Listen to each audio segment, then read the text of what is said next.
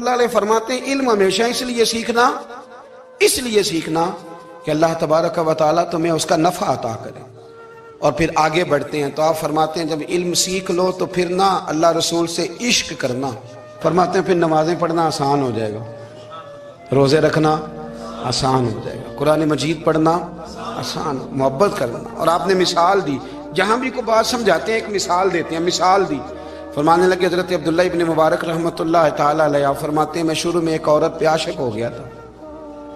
سمجھانے کے لیے بات کرتے، عاشق ہو گیا تھا ایک عورت پہ. تو میں نے عشاء کی نماز اس کے محلے میں جا کے پڑھی. چونکہ میرا مذہبی گھرانے سے تعلق تھا، نماز میں پڑھتا تھا. تو امام صاحب جو تھے نا، یہ داتا صاحب نے لکھا ہے کشف المحجوب، امام صاحب نے نا آیات ذرا لمبی پڑھی. تو میرے دل میں خیال آیا کہ مولانا آپ تو فارغ ہیں تو ہمیں تو اور بھی کام ہے. تو کہتے ہیں نماز سے فارغ ہو کے میں اس کے گھر کے چکر لگاتا تھا، ساری رات گھومتا رہتا تھا. وہ چند لمحوں کے لیے چھت پہ آتی تھی، دو ایک بات کرتی تھی، چلی جاتی تھی. حد یہ ہے کہ مجھے کبھی اس پہ غصہ بھی نہیں آیا اور اس کا انتظار کر کے کبھی میں تھکا بھی. یہ داتا صاحب لکھ رہے ہیں. حضرت عبداللہ ابن مبارک فرماتے ہیں ایک رات میں گیا، اسی طرح میں نے نماز پڑھی، پھر میں اس کے گھر گیا. میں ساری رات، سردیوں کی ٹھنڈی رات، 11-12 گھنٹے اس کے گھر کا طواف کرتا رہا، معاذ اللہ چکر لگاتا رہا. آدھی رات کو سحری کے وقت وہ چھت پہ آئی 1 منٹ کے لیے اور کہنے لگی گھر میں مہمان بہت زیادہ ہیں، آج بات نہیں ہو سکے گی. حضرت عبداللہ ابن مبارک فرماتے ہیں کہ میں جب واپس لوٹا تو نہ مجھے اس پہ غصہ تھا، نہ مجھے تھکاوٹ تھی، بلکہ میرے دل کے اندر اس کے لیے محبت بڑھ رہی تھی. میں کہہ رہا تھا کتنی اچھی ہے بیچاری، اتنے راش میں بھی اور اتنی مجبوری میں بھی 1 منٹ کے لیے چھت پہ آئی ہے، پھر بھی مجھے اس سے پیار بڑھ رہا تھا. کہتے ہیں جب میں تھوڑا آگے بڑھا تو فجر کی اذان ہو رہی تھی. یکدم میرے اندر سے آواز اٹھی.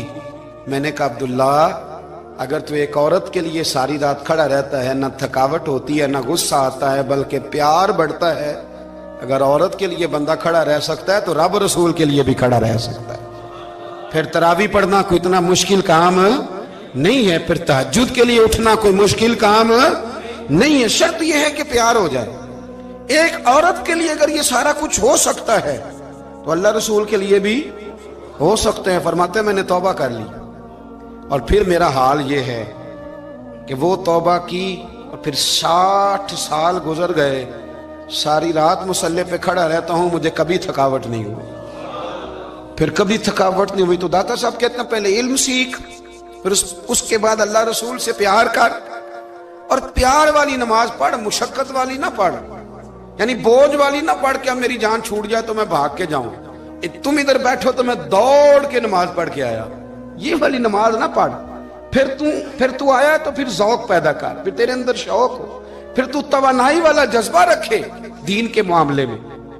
پھر داتا صاحب ایک تیسری بات ارشاد فرماتے ہیں، ایک تیسری بات داتا صاحب کرتے ہیں. داتا صاحب کہتے ہیں کہ یہ یاد رکھ کہ جو تجھے اعزاز ملے گا نا زندگی میں، اعزاز تجھے جو زندگی میں ملے گا اور کوئی کرامت اگر تجھے ملے گی تو وہ صرف نبی پاک علیہ السلام کی سنت اور شریعت کی وجہ سے ملے گی.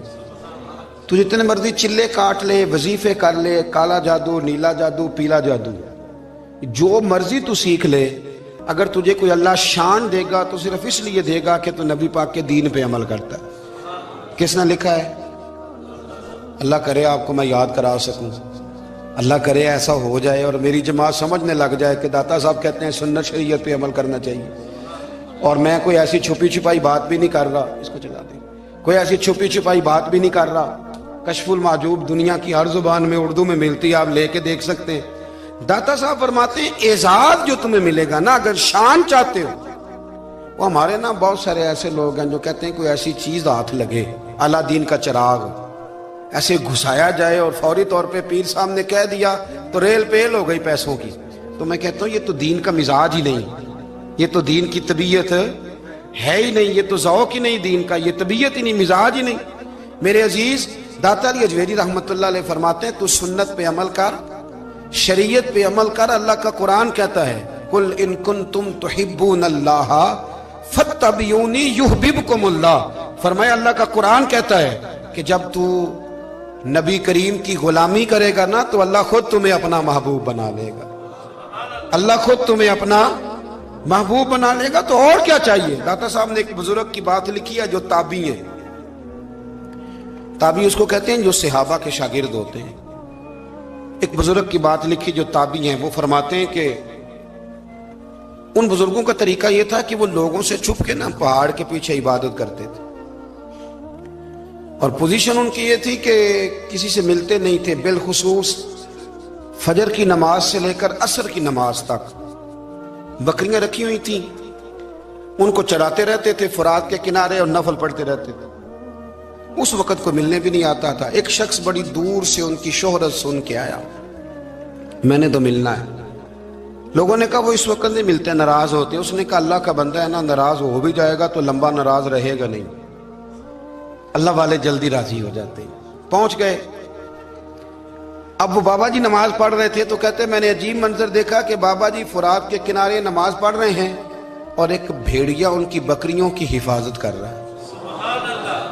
کہتے میں حیران رہ گیا کہ بھیڑیا تو بکریاں کھایا کرتا ہے اور یہاں چرا رہا ہے. کہتے میں جب گیا تو بابا جی نوافل میں مشغول تھے, مجھے دیکھ کے کہنے لگے اس وقت کیوں آئے. میں نے کہا حضور اگر آئے گیا ہوں تو پھر مہربانی کرے قبول فرما لیں. میں بیٹھ گیا تو میں نے کہا حضور یہ بھیڑیا بکریاں چرا رہا ہے, بھیڑیا اور بکریے کی صلح کب سے ہو گئی. تو فرماتے ہیں لمبی تقریر نہیں, ہلکا سا جملہ. فرمانے لگے جب سے بکریوں کے مالک نے رب سے صلح کر لی ہے نا, تب سے بھیڑیوں نے بھی بکریوں سے صلح کر لی ہے. بکریوں کے مالک نے رب سے صلح کر لی, گناہ چھوڑ دیے, اس کی فرما برداری میں آ گئے. اب پھر اسے بکریاں چلانے کی ضرورت نہیں رہی. بکریاں نا اب بھیڑیا چراتا ہے. کہتے ہیں میرے اوپر کپ کپی طاری ہو گئی بزرگوں کی بات سن کے, اور مجھے پیاس لگی اور خواہش آئی کہ پتہ نہیں اب بابا جی کچھ کھلائیں پلائیں گے بھی کہ نہیں, بابا جی کچھ کھلائیں گے بھی کہ نہیں.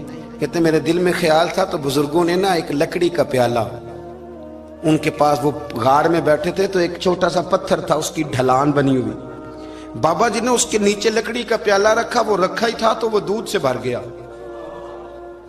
کہتے انہوں نے مجھے دیا تو ٹھنڈا اور میٹھا دودھ, میری طبیعت خوش ہو گئی.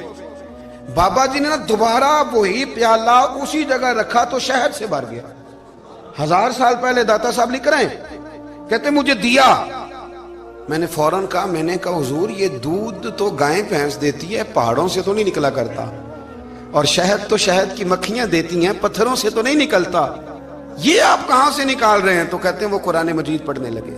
وَإِذِ اسْتَسْقَى مُوسَىٰ لِقَوْمِهِ, جب موسیٰ کی قوم نے ان سے پانی مانگا, فرمانے لگے موسیٰ کی نافرمان قوم پانی مانگے, حضرت موسیٰ پتھر پہ ڈنڈا مارے تو اللہ وہاں سے 12 چشمے جاری کر دے. جو رب حضرت موسیٰ کی نافرمان قوم کے لیے پتھر اور پہاڑوں سے چشمے نکال دیتا ہے نا, وہ محمد عربی کے غلاموں کے لیے پتھر اور پہاڑوں سے دودھ اور شہد بھی نکال دیا کرتا ہے. وہ بزرگ کہنے لگے بس بات یہ ہے کہ آج بھی ہو اگر ابراہیم کا ایمان پیدا تو آگ کر سکتی ہے انداز گلستاں پیدا. کہنے لگا حضور پھر میرے لیے بھی دعا کریں. آپ فرمانے لگے پھر دعا نہ کرا تو مدینے والے کی غلامی شروع کر, تو نبی کریم کی غلامی شروع کر, تو رسول پاک کی غلامی شروع کر.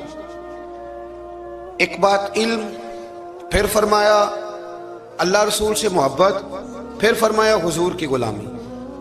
اس سے سارے مکاشفات کھلیں گے, اس سے سارے مشاہدات کھلیں گے, اسی سے کرامتیں ملیں گی, اسی سے مقبولیت ہوگی, اسی سے اللہ نبی کی بارگاہ میں درجہ ملے گا. پھر داتا صاحب آگے بڑھتے ہیں, فرماتے ہیں فقر بھوکے رہنے کا نام نہیں. پورا باب باندھا ہے داتا صاحب نے. فرماتے ہیں فقیری بھوکے رہنے کا, اور کیا بات ہے. کئی دفعہ میں نے کشف المعجوب پڑھی, کئی دفعہ پڑھی, اللہ جانتا ہے, لیکن جب پڑھتے ہیں نہ کوئی نئی بات ہی ملتی. رات پڑھی تو ایک نئی بات سامنے آئی. داتا صاحب نے نا حضرت ابوبکر صدیق کا ایک قول لکھا ہے. حضرت ابوبکر صدیق اللہ کی بارگاہ میں دعا کرتے ہیں, کہتے ہیں یا اللہ مجھے پیسے زیادہ دے. اللہ اکبر, انداز دے کے داتا صاحب نے لکھا یا اللہ مجھے پیسے, اللہ مجھے مال زیادہ دے پر مالک مجھے مال کی محبت نہ دینا. عجیب دعا ہے بھئی یہ بھی, اللہ پیسے دے پر پیسوں کی محبت. اب داتا صاحب نے لکھا ہے ناراض ہونا ہوا تو داتا صاحب سے ہونا. داتا صاحب کہتے ہیں میں نے ایسے امیر دیکھے ہیں جن کے پاس دولت تو ہے پر انہیں دولت سے پیار نہیں. میں نے ایسے غریب دیکھے ہیں جن کے پاس پیسے تھوڑے ہیں پر پیسوں سے عشق کرتے. یہ داتا صاحب نے لکھا ہے. नाराज होना तो उनसे हो ना। मैंने ऐसे अमीर देखे हैं, दौलत है पर दौलत से प्यार अगर अल्लाह ने दी है तो उन्हें बांटना भी आता है, उन्हें सखावत करना भी आता है, खिलाना भी आता है। लेकिन कुछ ऐसे गरीब देखे हैं, पैसे थोड़े हैं पर अल्लाह जानता है इश्क बड़ा है दौलत से, वो जेब से बाहर निकालने को तैयार। ये दाता साहब ने लिखा है। फरमाते हैं फकर इसका नाम नहीं कि तेरे पास पैसे नहीं, दौलत नहीं, बल्कि फकीरी तो इस बात का नाम है कि तुझे दौलत से प्यार नहीं, तुझे दौलत से मोहब्बत, इसका नाम फकर है। तो मेरे भाई हम लोगों ने अपने बुजुर्गों को छोटे दायरे में बंद कर दिया, ये उनका दायरा नहीं था। चलें आगे बढ़ते हैं। पांचवी बात दाता गंज बख्श अली अजमेरी, पांचवी बात दाता साहब फरमाते हैं कि अपनी जिंदगी में ना फकीर दरवेश किसी दुनियादार के सामने हाथ नहीं फैलाता, अपनी सफेद पोशी बचा के रखता है, वो हाथ नहीं फैलाता। मैंने आपको बड़ी दफा वो बात सुनाई और मुझे इस जुमले से इश्क है। ख्वाजा कुतुबुद्दीन बख्तियार काकी कहते हैं मैं एक दिन फटे कपड़े पहन के अपने मुर्शद हजरत ख्वाजा मोइनुद्दीन अजमेरी के पास गया था, तो ख्वाजा साहब फरमाने लगे कुतुबुद्दीन ये क्या लिबास पहना हुआ, ये क्या? मैंने कहा हुजूर क्या हुआ? फरमाने लगे कुतुबुद्दीन याद रख, फकीरी इस तरह की करना कि बादशाही मालूम हो, कोई ये ना समझे कि बाबे को तो जोड़े की जरूरत है, इसे कपड़े ना लेके दे दूं। इस तरह की फकीरी करना कि फकीरी बादशाही मालूम। ये क्या बात हुई कि रंग रूप इस तरह का इख्तियार करना कि तरस आए कि चलो हजरत साहब को बंदा 500 दे ही जाए मेहरबानी करके, ये कोई रवैया नहीं है दीन का। दाता गंज बख्श अली अजमेरी फरमाते हैं अपनी जात पर कभी सवाल का दरवाजा ना खोलो। आप फरमाते मेरे मुरीदों से पूछ लो, मैंने देने का मिजाज बनाया है, लेने का मिजाज नहीं बनाया। फरमाते थे अपनी जात पर सवाल का दरवाजा, कुछ लोगों की मजबूरी होती है कर्ज पकड़ना, कर्ज उठाना सुन्नत है, जरूरत पड़ जाए तो कर्ज लेने में मना, कुछ की मजबूरी है, कुछ को शौक है। वो असल पैसे जो होते हैं वो उन्होंने कोने में रखे होते हैं, उससे 5,000 लेके खर्च कर लिया, फिर दूसरे से 5 लेके उसको दे दिया, फिर उससे 5 जो लिया था फिर तीसरे से लेके उसको दे दिया। ये मिजाज ना बनाए। जब सवाल का दरवाजा खुल जाता है तो फिर सारी जिंदगी दोबारा बंद नहीं होता। मांगना है तो अल्लाह रसूल से मांगे, लोगों से मांगते फिरना, दुनियादारों से सवाल करना, अपनी जात पर सवाल का दाता साहब ने पूरा बाब बांधा है, पूरा बाब। और दाता साहब फरमाते हैं सूफिया की एक जमात है जो कहती है हमने तो कभी अपनी जुबान पर दुख बयान ही नहीं किए, हर शय अपने रब रसूल के हवाले कर दी, हर शय अल्लाह रसूल के। और दाता साहब से कहते हैं कुछ ऐसे भी हैं जो दुआ भी नहीं मांगते, लोगों के लिए मांगते हैं, अपने लिए नहीं मांगते। आप दुआ क्यों नहीं मांगते? तो कहते हैं अल्लाह को तो पता ही है हमें क्या चाहिए, उसे तो पता ही है। एक बुजुर्ग की बात लिखी है दाता साहब ने, मेरी जमात में ना मिजाज है करामतों का, मुझे वो सारी बातें भी आती हैं कि एक बंदा कराची से आया, दाता साहब हाजिरी दी तो उसकी लॉटरी निकल आई, ये भी मुझे आती है, लिखी पढ़ी है मैंने, किताबों में है ये भी। एक बंदा, ये सारी बातें ना आती हैं करामतों में, बड़ी सारी चीज़ें लोग बयान करते हैं कि मैं वहाँ आया और मैंने हाजिरी दी तो मौज लग गई, ये सारी बातें आती हैं। हमारे पुराने बुजुर्ग और भी किस्से सुनाया करते थे, सारी हमें चीज़ों का पता, पर जो उन्वान है ना वो हजरत शेख अबू नूर कहते हैं कि एक बंदा दाता साहब के मज़ार पे घूम रहा था, दाता 10 रुपए दे, 10 रुपए दे, 10 रुपए दे। तो एक बंदा बड़ी देर से उसे देख रहा था, वो कहने लगा दाता ने तुझे क्या देना है, इधर आ मैं दूँ। उसने 10 दिए, बंदा बड़ा हसीन था, हंस पड़ा, कहने लगा दाता तेरे भी सदके जाऊं। दिलाने लगा तो मुनकर से ही दिलवा दिए, जो नहीं मानता उसी से दिलवा दिए। वो बड़ा परेशान हुआ, मैं और चक्कर में था, इसने मेरे ऊपर ही जड़ दी है बात, कहने लगा दाता तेरे सदके जाऊं। तो ये सारी बातें किताबों में मौजूद हैं, लोगों ने अपने अपने मुशाहिदात जो जिसके साथ पेश आया उसने बयान किए हैं। बहुत सारी बातें काबिले बयान हैं, पर जो उन्वान है मैं उस पर रहना चाहता हूँ। दाता साहब रहमतुल्लाह अलैह फरमाते हैं हमारी तालीमात हैं कि अपने दुख दर्द दुनियादारों से बयान नहीं कर दे, सवाल का दरवाजा लोगों के सामने खोलना अल्लाह वालों से कहेंगे, कभी कहना होगा तो दुनियादारों से कहना।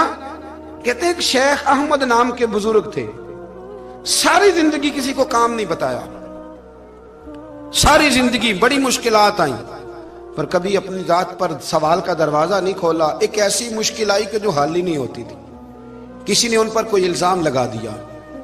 अबू मुस्लिम नाम का एक बादशाह था, उसकी हुकूमत थी, उसने पकड़ के कैद में डाल दिया। अब कैद में हैं, जुर्म लग गया है, فرد جرم عائد ہو گئی ہے، جیل میں ہیں. لوگ کہنے لگے حضرت جی اپنی صفائی میں کچھ کہیں. فرمانے لگے ساری زندگی بندوں سے کچھ نہیں کہا.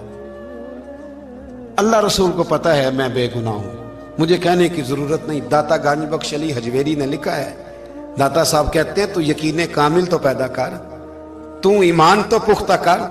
داتا صاحب کہتے ہیں وہ ابو مسلم جو بادشاہ تھا وہ نیک آدمی تھا، اسے رات کو خواب میں نبی کریم کی زیارت نصیب ہوئی اور حضور سید عالم صلی اللہ علیہ وسلم فرمانے لگے تو نے اللہ کا ایک نیک بندہ جیل میں ڈال دیا. ڈر نہیں آتا، وہ تو بے گناہ ہے. بادشاہ آدھی رات کو خود اٹھا. دادا صاحب فرماتے ہیں کسی گارڈ کو نہیں بھیجا، پولیس والے کو نہیں بھیجا، جیلر سے نہیں کہا، خود گیا، جا کے جیل کا دروازہ کھولا. دروازہ کھول کے اس درویش کو آزاد کیا. کہنے لگا بابا جاؤ، مجھے پتا چل گیا آپ بے گناہ ہیں. بابا جی سلام کر کے جانے لگے تو بادشاہ پھر آگے آیا، ہاتھ باندھے، ہاتھ چومے. کہنے لگا حضور آپ بڑے نیک ہیں، میرے لیے کوئی حکم ہو تو بتائیے گا، میرے لائق کو خدمت ہو تو بتائیے گا. تو شیخ احمد فرمانے لگے تجھے ابھی بھی سمجھ نہیں آئی، تجھے ابھی بھی نہیں سمجھ آئی. کہنے لگا حضور کیا؟ فرمانے لگے جو تہجد کے وقت تجھے اٹھا کے مجھے رہا کرنے بھیج سکتے ہیں وہ میری کوئی ضرورت باقی رہنے دیں گے؟ مجھے کوئی ضرورت پڑے گی کسی اور کو کہنے کی؟ جو تہجد کے وقت تجھے اٹھا کے بھیجتے ہیں کہ جا کھول جا کے دروازہ، وہ ضرورت رکھیں گے میری؟ ضرورت مجھے رہے گی کہ میں تجھے اور کوئی کام؟ ابھی بھی تجھے سمجھ نہیں آئی؟ تو داتا علی حجویری رحمت اللہ علیہ فرماتے ہیں اصل میں ہماری طبیعت ہے، ہم نے بندوں سے دل لگا لیا ہے. دل اللہ رسول سے لگاؤ. کسی بندے سے لگانا تو اس سے لگاؤ جو اللہ والا ہو.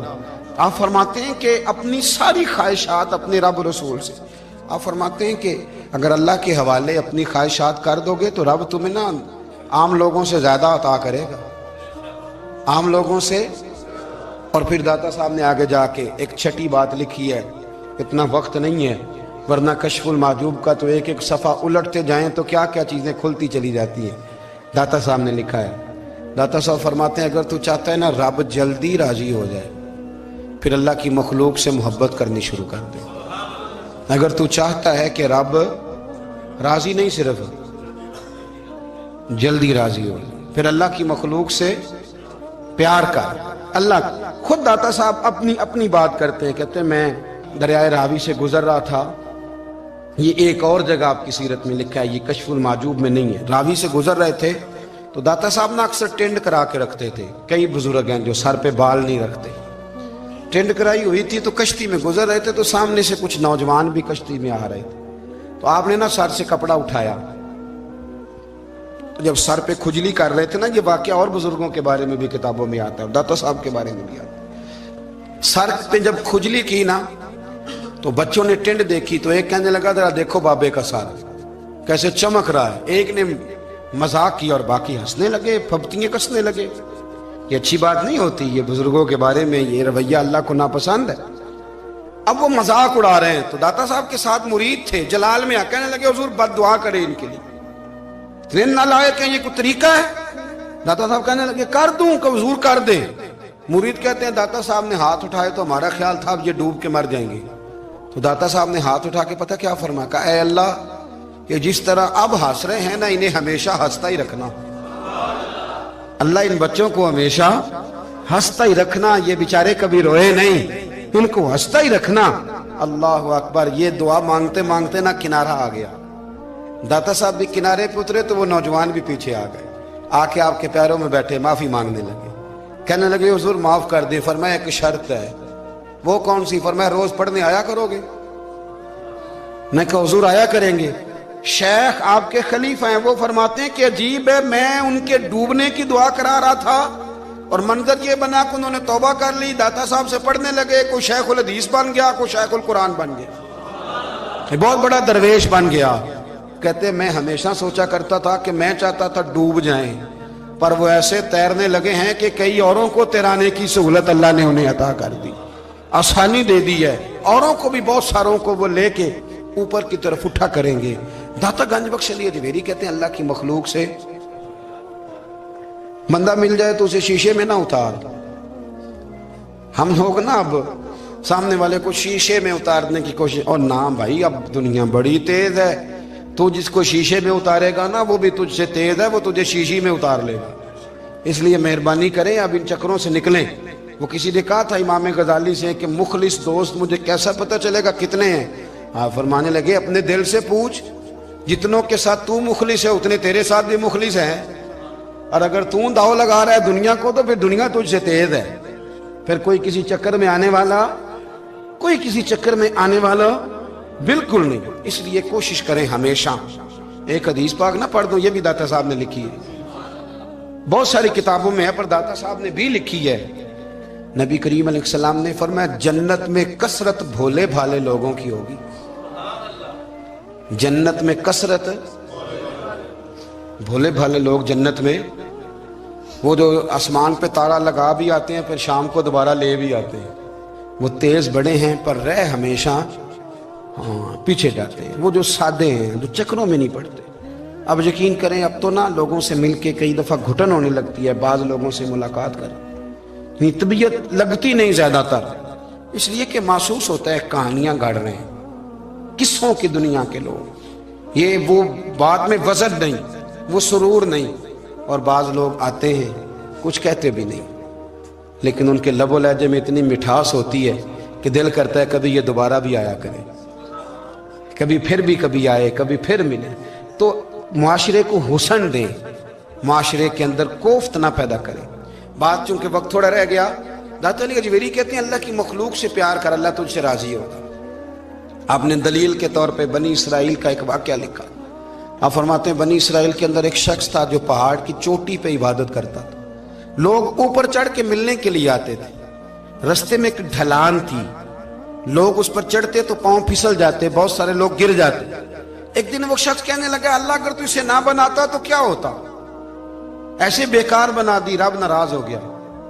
اس وقت کے پیغمبر علیہ السلام کو وحی فرمائی سے کہو تو میری تخلیق پہ اعتراض کرتا ہے، جا میں نے تیرا نام ولیوں کی صف سے کاٹ کے نافرمانوں کی صف میں لکھ دیا۔ وہ نبی اس امت کے علیہ السلام تشریف لائے اور آ کے اسے کہا کہ رب کریم نے تیرا نام کاٹ کے نا ولیوں کی لسٹ سے نافرمانوں کی لسٹ میں لکھا ہے۔ کہنے لگا حضور اللہ نے خود لکھا ہے؟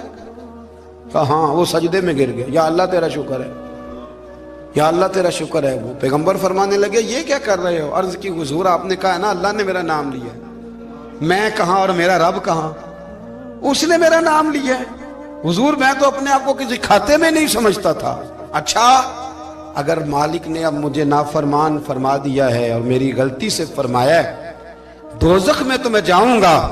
حضور آپ اللہ کے نبی ہیں، آپ کے ذریعے کی التجا ہے مالک کے حضور، رب کریم سے عرض کیجئے گا کہ اب مجھے دوزخ میں تو پھینکنا ہی ہے، تو میرا وجود اتنا بڑا کر دے، اتنا بڑا کر دے کہ میں اکیلا جہنم میں آ جاؤں۔ میرا دل نہیں کرتا اللہ کا کوئی اور بندہ دوزخ میں جائے، میں چاہتا ہوں اتنے پیارے پیارے مخلوق پیدا کیے اس نے، کوئی جلے نہ، کوئی دوزخ میں جلے نہ، مجھے بڑا کر کے نا اکیلا بھر دے میرے وجود کو، میں اکیلا جلوں گا۔ عرض کرے رب کی بارگاہ میں، وہ پیغمبر وہی کھڑے تھے، وہی آئی، اے میرے نبی سے کہہ دو تو میرے بندوں سے پیار کرتا ہے تو میں تجھ سے پیار نہ کروں؟ جا میں نے تجھے معاف بھی کیا، تیرے لیے جنت کا فیصلہ بھی کیا، اور قیامت میں جس کی تو سفارش کرے گا میں ان سب کو بھی جنت عطا کر دوں گا۔ داتا صاحب کہتے ہیں اگر تو آسانی چاہتا ہے کہ اللہ جلدی راضی ہو تو کسی کا بھلا کرنے کی کوشش کر، کسی کو نفع دینے کی کوشش کر کہ اللہ کی مخلوق سے کوئی پیار ہو جائے، کسی کو تسلی دے، کسی سے محبت کر، کسی کے ساتھ تو خیر والا معاملہ کر، رب کریم تیرے لیے آسانیاں کرے گا۔ سالوں بیت گئے، میں نے کہا 1000 سال ہو گئے ان کے وصال کو کم و بیش، کتنے جی؟ 200-300 سال کے بعد لوگ بھول جاتے ہیں۔ بہت سارے ایسے درباروں پہ جانے کا موقع ملا کہ لوگ کہتے ہیں پتہ نہیں بزرگ کون تھے، لیکن یہاں مزار ہے ان کا۔ 1000 سال بیت گئے، 1000 سال۔ وہ جب یہاں برطانیہ حکومت کرتا تھا نا، انگریز کی حکومت تھی ہندوستان میں، تو لارڈز آف برطانیہ کہا کرتا تھا کہ یہ عجیب، میں نے داتا صاحب کی قبر دیکھی ہے تو قبر پر لوگوں کے دلوں پہ حکومت کرتی ہے تو یہ قبر پر اس کا سکہ چلتا ہے۔ جو لوگ نہیں بھی نہ مانتے مزارات کی حاضری، ان کو بھی کبھی نہ کبھی آنا پڑ جاتا ہے۔ یہاں کی حاضری اتنی ضروری ہے کہ ان کو بھی کبھی نہ کبھی حاضری دینی پڑ جاتی ہے۔ داتا صاحب رحمۃ اللہ تعالی علیہ نے خدمات کی، کوئی زمین نہیں داتا صاحب کی، کوئی شخص نہیں بتا سکتا کہ اتنے مربع تھے، کوئی نہیں بتا سکتا کہ داتا علی اجویری رحمۃ اللہ تعالی علیہ اتنے بڑے مکان میں رہتے تھے۔ ایک مسجد بنائی ساری زندگی۔ ایک دفعہ ایک صاحب مجھے کہنے لگے جی وہاں لوگ بڑا سجدے کرتے ہیں، شرک کرتے ہیں، فلاں کرتے ہیں، طالب علمی کا زمانہ تھا۔ میں انہیں اسے کہا چل یار چلتے ہیں، آجا حضری دے یہ پتہ تو کریں۔ اتفاق کی بات کہ ہم جمعے والے دن گئے، عصر کی نماز تھی، داتا صاحب کی مسجد میں نا پہلی صف سے لے کر تو باہر تک گیٹ تک رش ہوتا ہے جمعے والے دن، دیکھا کبھی آپ نے؟ پھر نماز کے بعد جب ہم وہاں بیٹھے نا تو چاروں طرف پھٹیاں لگی ہوئی ہیں، لوگ قرآن پاک پڑھتے ہیں۔ اگر کوئی ایک آدمی ہزاروں میں سے غلط کام کرے بھی تو وہ داتا صاحب نے تو نہیں نہ کہا اسے۔ میں کہتا ہوں تمہیں وہاں جاہل بندے تو نظر آتے ہیں، تو جو وہاں سارا دن قرآن پڑھا جاتا ہے وہ نہیں نظر آتا، جو وہاں حدیث پاک کا درس ہوتا ہے وہ نہیں دکھائی دیتا، وہ جہاں ہزاروں مزدور جو لاہور کے کوئی کہیں مزدوری کرتا ہے کہیں مزدوری کرتا ہے، روٹی اسے داتا صاحب کے آستانے سے مل جاتی اور وہاں بیٹھ کے لوگ اپنا گزارا کر لیتے ہیں۔ یہ تمہیں کیف نہیں نظر آتا، یہ رنگ نہیں تمہیں دکھائی دیتا؟ او بھائی وہاں ہر جمعے ہزاروں لوگ اللہ کے حضور جھکتے ہیں، کوئی ایک آدھ آدمی غلط کام کرتا تمہیں دکھائی دیتا ہے تو اس کو بنیاد بنا لیتے ہو۔ ہم جس دن گئے نا اس بندے کو تو ہم بیٹھے رہے مغرب تک، پر ایک بندہ بھی سجدہ کرنے والا نہیں ملا۔ میں نے کہا تو کہتا تھا لوگ قبر کو سجدہ کرتے ہیں، یہ تو سارے اللہ کو کر رہے ہیں، یہ تو سارے قرآن شریف پڑھ رہے ہیں، تو دعاؤں میں لگے ہوئے۔ داتا صاحب کے مزار کے ساتھ جو مسجد ہے آج بھی اس میں ہزاروں لوگ اعتکاف کرتے، جگہ نہیں ملتی اعتکاف بیٹھنے کی۔ بھائی کیا بات کرتے، وہ تو دنیا سے چلے بھی گئے تو پھر بھی لوگوں کو اپنے مزار پر نمازیں ہی پڑھوا رہے ہیں، قرآن ہی پڑھوا رہے ہیں، جمعے ہی ہو رہے درس۔ داتا صاحب کے مزار پر مدرسہ قائم ہے جامعہ اجویریہ، درس نظامی کی کلاسیں لگتی ہیں، کتابیں چھپتی ہیں، دین کا کام ہوتا ہے، وہاں ایک پورا انسٹیٹیوٹ قائم ہے۔ مہربانی فرمائیں اب تعصب کی اینک اتار دیں، فرقہ واریت کا ذوق چھوڑ دیں، صحیح کو صحیح کہنا سیکھیں، اصل کو اصل کہنا سیکھیں۔ اور اہل حق سے بھی میری گزارش ہے ان کی تعلیمات کو سمجھیں، میلوں ٹھولوں سے غیر شرعی باتوں سے بچیں، اللہ ان کے درجات بلند کرے، ہمیں ان کی راہوں کا مسافر بنائے۔ آخر دعوانا الحمد۔ معاملہ کیا کیسے ٹھیک ہو سکتا ہے؟ تو وہ طبیب کہنے لگا کہ یہ نہ کسی سے محبت کرتا ہے، جس سے محبت کرتا ہے اس سے بچھڑ گیا اور اس غم میں اس کیفیت میں چلا گیا، دوائیاں شوائیاں اثر نہیں کریں گی۔ تو وہ کہنے لگا ہمیں تو پتہ بھی کوئی نہیں کس سے اس کا پیار ہے، کس دوست کی کس محبوب کی جدائی میں یہ پریشان ہے، تو کیسے پتہ کریں؟ تو وہ طبیب سیانا تھا، اس نے کہا یہ کون کون سے ملکوں میں جا چکا ہے؟ اس نے ملکوں کے نام لیے تو اس طبیب نے نا اس کے کان میں ان سارے ملکوں کا ذکر کیا۔ جب وہ والا ملک آیا نا تو ہلکا سا چونکا ہو، کہنے لگا اس ملک کے اندر جتنے شہر ہیں ان کے نام بتاؤ۔ وہ شہروں کے نام لیے تو جب وہ والا شہر آیا نا تو وہ ذرا تھوڑا سا اور چونکا، کچھ اس نے اب ہاتھ پیر بھی ہلانے شروع کیے، کہنے لگا اب اس شہر کے اندر جتنے محلے ہیں نا ان محلوں کے نام لو۔ اب جو ایک ایک کر کے محلے کے نام لینے لگے تو جب وہ والا محلہ آیا نا، شہر بغداد دی کی ہے نشانی، اچیاں لمبیاں چیراں، شہر بغداد دے ٹکڑے منگساں تے کرساں میرا۔ اور پھر انہیں کہتے ہیں وہ جب اس محلے کا نام آیا نا تو پورا چونک گیا۔ تھوڑے سے لوگ ہوتے تھے، تھوڑی سی آبادی ہوتی تھی، اس نے اس کے باپ سے کہا کوئی طریقہ اختیار کر، اس محلے میں بسنے والے جتنے لوگ ہیں نا ان لوگوں کی فہرست منگا، اس ملک سے اس محلے سے ان لوگوں کی فہرست آئی۔ جب ایک ایک نام بولے جانے لگے اور جب نام آیا نا محبوب کا، نہ علمہ وچ پھسا سانو تو یار دی گل سوراس، اور جب نام آیا نا اس محبوب کا تو پہلے اس کے ہاتھ کانپے، پھر اس کی نظر پھڑکی، پھر اس کی آنکھوں میں آنسو آئے، اور پھر اس نے آنکھیں کھول کے ہاتھ تھاما اپنے باپ کا اور رو کے کہنے لگا بابو آیا ہے، وہ یہاں ہے، ملاقات ہو جائے گی۔ پھر سمجھ آ گئی اس کی شفا کہاں ہے۔ میں کچھ دن پہلے ایک جگہ تعزیت، اور ڈرتا ڈرتا گیا تعزیت کرنے، پرانے جاننے والے تھے، دوستوں کا رشتہ تھا، تو میں ایک ہی بیٹا تھا، تو وہ مجھے پتا چلا کہ ٹرین ایکسیڈنٹ میں انتقال کر گیا، تو میں ڈرتے ڈرتے گیا کیونکہ معاملہ مشکوک تھا۔ اور جب میں تعزیت کے لیے اندر پہنچا تو ہمارے جو انکل تھے، جن کا میرے دوست تھے، وہ ان کے کچھ عزیز کہنے لگا کہ جی آپ کے ساتھ والے باہر جا سکتے ہیں؟ اور میں نے کہا چلے جاتے ہیں۔ میں دوستوں کو گاڑی میں بھیج دیا، اور جب میں نے اس سے بات چیت کی कहने लगा मेरा बेटा एक्सीडेंट तो मैंने बनाया, वो तो खुदकुशी करके मरा है। शादी के 11 साल बाद खुदा ने एक बेटा दिया था और मुझसे गलती ये हुई, मैंने कहा मेरे बेटे को तकलीफ कोई ना आए। उसके मुंह से जो निकला मैंने उसे दिया, जो उसने मांगा मैंने दिया। कहता जो शख्स 16,000 महीने का कमाए और बेटे को 40,000 का मोबाइल खरीद के दे, कहते मैंने हर सहूलत उसे दी। कि एक अमीर की लड़की से यूनिवर्सिटी में पढ़ते हुए उसका ताल्लुक बना। बच्ची के मैसेज भी मैंने अपने मोबाइल, उस बच्चे के मोबाइल में देखे, और इस लड़के ने जो मैसेज सेंड किए वो भी मैंने देखे।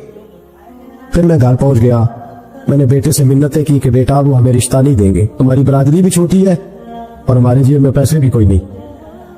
फिर मैं उनके घर गया, बेटा ना माना, और मैंने उस शख्स को बुला के कहा तेरी बेटी के मैसेज है, खुदा रा ख्याल कर, और तेरे तो 7 बच्चे हैं, मेरी गोद में तो एक ही फूल खिला है, मैं किधर जाऊं, ख्याल कर। उसने कहा दोबारा तूने नाम लिया तो ऐसे केस में बाप बेटे को फंसाऊंगा कि सारी जिंदगी निकल नहीं सकोगे। निकल। मैंने बेटे से कहा कि बेटा मैंने पगड़ी तक रखी है पर मुझे रिश्ता नहीं मिला, तू बाज आ जा। कहने लगा 3 रातें मेरा बेटा सोया नहीं, और मुझे कहने लगा अगर जी वो 4थी रात सोया है तो दोबारा उठा नहीं, तो दोबारा उठा नहीं। मुझे कहने लगा मुझे इजाजत दो कि मैं इस बेटी को भी कत्ल कर दूं और इसका बाप भी कत्ल कर दूं, मेरा तो घर उजड़ गया ना। वो कहने लगा मैं कभी कभी दोस्तों के पास जाके रात गुजार लेता हूं और मैं अपने दिल को सुकून दे लेता हूं, लेकिन उसकी माँ उसके जूते सीने से लगाए फिरती है, उसकी अम्मा उसके पुराने कपड़े लेके सीने से लगाए फिरती है।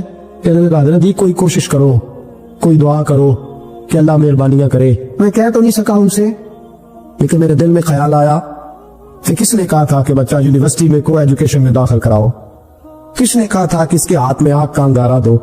मेरे दोस्त आप तेज आग जला के उसके करीब मक्खन रखो और फिर मक्खन से कहो कि डलना ना, फिर मक्खन से कहो कि पिघलना ना। भाई तेज आग करीब जला दिया तू कहता पिघलना, ये कैसा मुमकिन है? हो सकता है? बोलिए ना, हो सकता है। हज़रत सैयदना अबू बकर सिद्दीक फरमाते हैं मैं हुजूर के सामने बैठा, एक शख्स आया, उसने आकर के कहा या रसूलुल्लाह सल्लल्लाहु तआला अलैहि वसल्लम ये मेरे हाथ के अंदर खंजर है, मैं कत्ल करके आया हूं। कातिल खड़ा हुआ, एक तरफ कुरान मजीद का हुक्म है कि जिसने एक आदमी को कत्ल किया पूरी इंसानियत को कत्ल किया। हुजूर ये खंजर है, कत्ल करके आया हूं। मेरे मुस्तफा ने फरमाया किसको कत्ल किया? उसकी हुजूर सगी बहन को मारा है, सगी बहन थी, मैंने कत्ल कर दी। मेरे नबी पाक सल्लल्लाहु अलैहि वसल्लम ने फरमाया क्यों मारा? प्यार नहीं था। अबूबा बहन से किसको प्यार नहीं होता? बड़ा प्यार था, और मारा क्यों? तो सहाबी रोने लगे, कहने लगे महबूबा मैं बड़ा प्यार करता था, पर वो काफिरा थी, मुशरिका थी, बड़ा प्यार करता था। जब भी उसके पास जाता वो आपके बारे में बात छेड़ देती, मैं उसको कहता सारा कुछ कर ले, मेरे नबी के बारे में बात न करना।